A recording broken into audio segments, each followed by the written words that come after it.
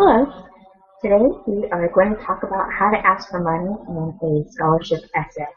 We're going to start with an essay because it's easier than doing it in a presentation when you're talking to someone face to face or multiple faces if you are in a group interview with scholarship judges. But my name is Crystal and I'm a scholarship coach and I have experience raising over $70,000 from granting scholarships for my own personal education of 2 college degrees. So that's why I'm uniquely qualified to share my opinion about what has worked for me, as well as me coaching other people and sharing what I've done for them.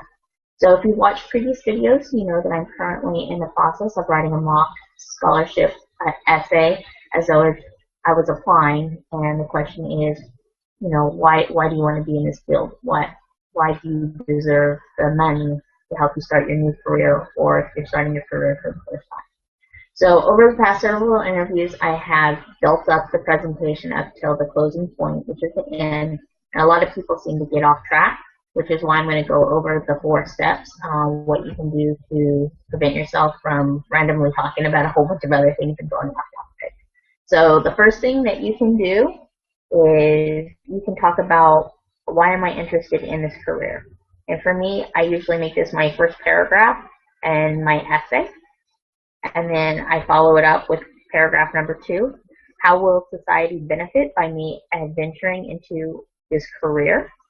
And then the third thing is the solutions that I offer and what makes me unique to offer. And then I go in and I talk about and demonstrate the lifetime benefit.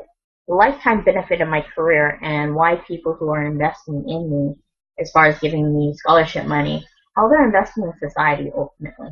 So what I'm doing is I'm telling a story, and over time it builds. The momentum builds in the story because they want to know why you deserve it out of all the other applicants. And so if you stick to these 4 bullet points, or these 4 main points, either when you're writing or when you're talking, how you present yourself and in presenting your portfolio, then it makes sense because people understand, why are you showing supporting evidence? Why do you want to do this? What makes you unique? Out of everybody that wants to be a doctor, an engineer, or accountant, what makes you different? What's your story? How did you fall into this unique place? And when you talk about your story and what you did, and then use that to draw interest, and then talk about how are other people going to benefit? What is it that you're going to do that adds value?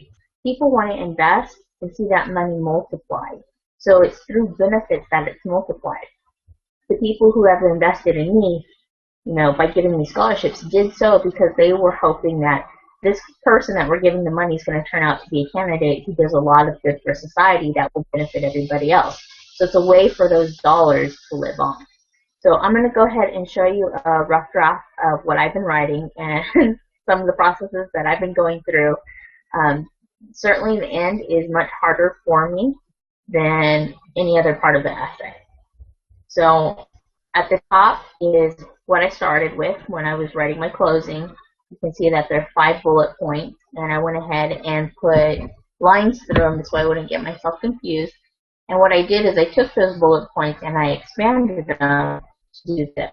So you can see it's much longer, it's much more clear as far as the ideas. I took the ideas as far as why do I deserve it and demonstrating the benefits, and I really took the time to think about it.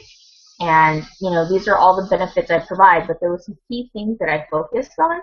And some of the key phrases that you can use as well is, I strive to help an increasing number of families afford college. For me, that's my goal. That's how I'm giving back to society. But for you, you can say, I strive to help an increasing number of ... and then instead of families afford college, you can replace that with, what is it, who are you helping? Are you helping children? Are you helping adults? Are you helping the elderly?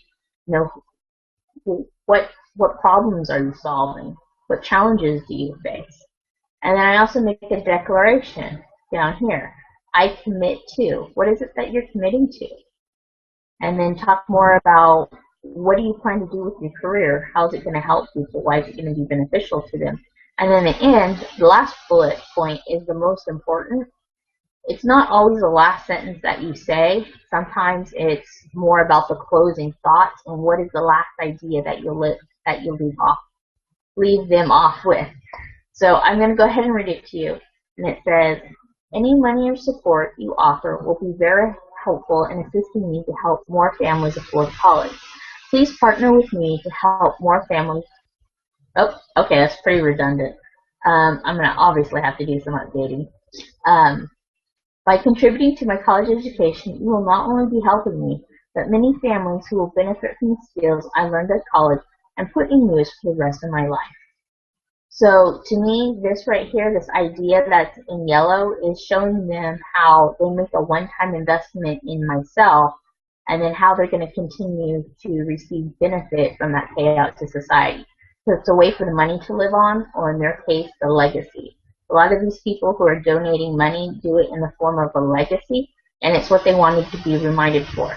That's why certain scholarships will be for certain groups of people. You'll have some scholarships that are for engineering students, some scholarships that are for music students. It's usually whatever that donor connects with and what they wanted to be remembered for. If they love music, then they're going to want to donate a lot of money available to students who love music. And so when you talk about, creating music and how we still listen to music of previous decades, or how you can turn on the radio and hear music from, the 40s, 50s, 60s, 70s, 80s, 90s, or whatever, time period that we're in, and talk about your love of music and how it lasts, then that person can see the benefit of investing with you because they see how the lifetime of that benefit is. So those are some things to keep in mind. Certainly, I'm going to go ahead and continue to revise this. As I said, this was the most challenging part for me, is to work towards the end, because I am thinking about doing this full time as a career. And so for me, it's me soul searching. It's a way for me to soul search about what is my purpose, what am I really doing, who am I really helping, and why. So it's not just something that I'm writing off the top of the head. It's me. And that's why there's so much interest in what I have to say and people follow me, is because they like that. They're like, well, that sounds different than other people who are doing something similar. And I think that it's harder when you take a hard look at your life and say, why am I really doing this? Versus when you just talk about the obvious benefits or whatever comes to the top of your head. Many people can, kind of sift through the BS and figure out, are you just, bluffing or fluffing, versus are you being real and genuine?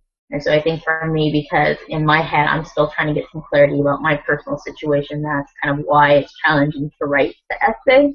And I can understand if that's where you're coming from as well.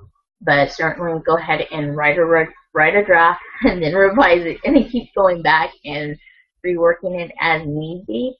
That's why it's always good to work on scholarships ahead of time before the deadline, so that you do have that time to work on it. And then certainly take some time, walk away, and then come back and reread it. Because when I was working on it, it didn't sound redundant to me.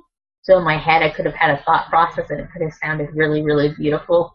I take a break and then it's like, wow, I wrote that? That's pretty redundant. That's not like me.